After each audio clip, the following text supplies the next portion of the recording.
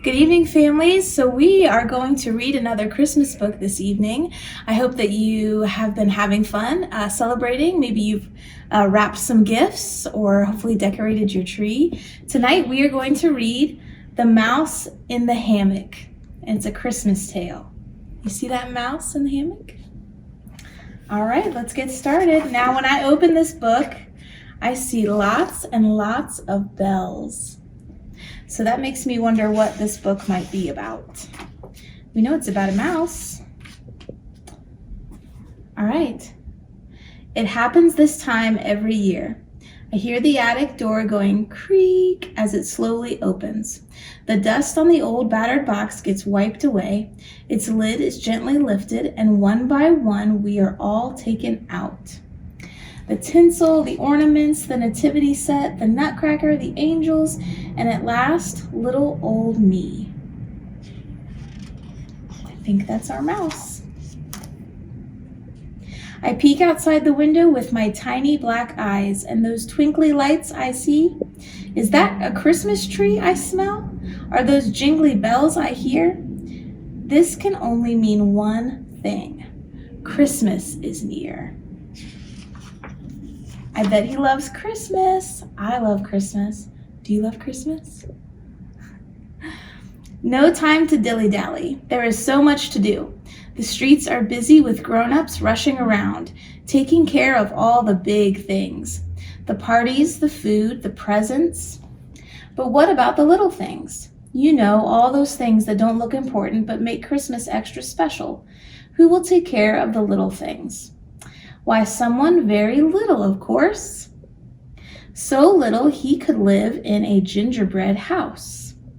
So little he could sleep in a Christmas tree. So little he could hide under a golden bell. There's our bell. Someone like me, the mouse in the hammock. You see him there?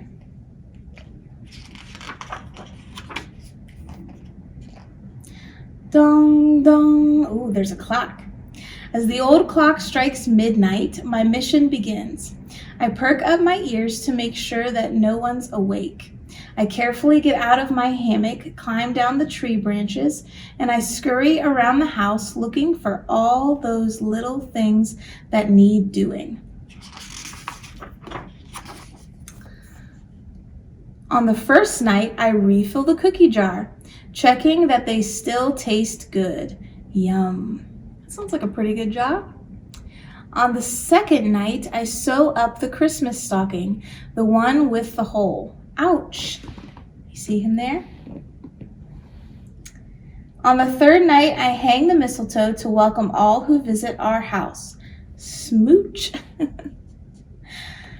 I work so hard each night before Christmas and I get very sleepy. Sometimes so sleepy that I don't make it back to the Christmas tree. But I can always count on little hands to find me and tuck me back into my hammock, so all day long I can rest up for the night.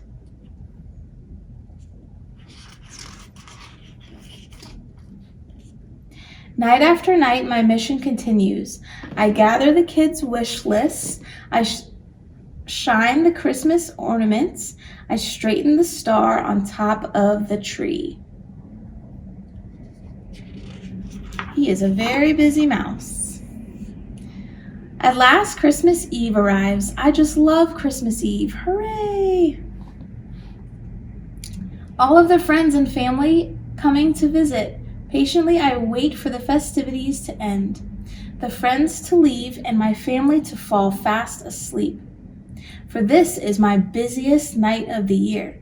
Santa is on his way, and I am his biggest little helper. First, I tiptoe to the manger where baby Jesus sleeps. I gently tuck him in, for he is little too.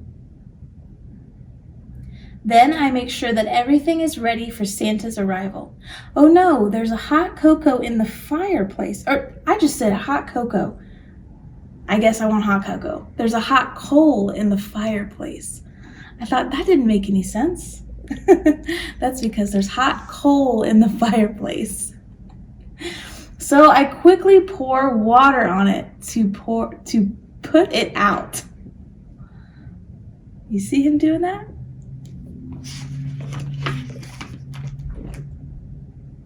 Oh dear, the house is too dark. So I run and plug in the Christmas tree lights. Ta-da! Oh my, there's Coco. See, I knew it was coming. The cocoa for Santa is too hot, so I blow on it. He's cooling it off. Suddenly, I hear a thud coming from the chimney. Who is it? Ho, ho, ho, Merry Christmas, little mouse, says Santa, looking around. Good work, my dear mouse. Getting the house ready for Christmas is no easy task. He lifts me up in the palm of his hand and adds, this gift is for you, to say thank you for all of the little things you have done. You see that little gift in his hand?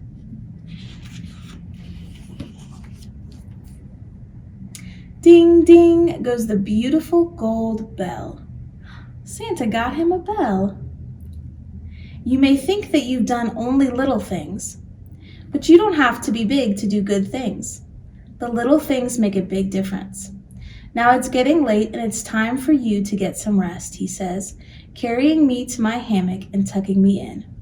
Merry Christmas, little mouse.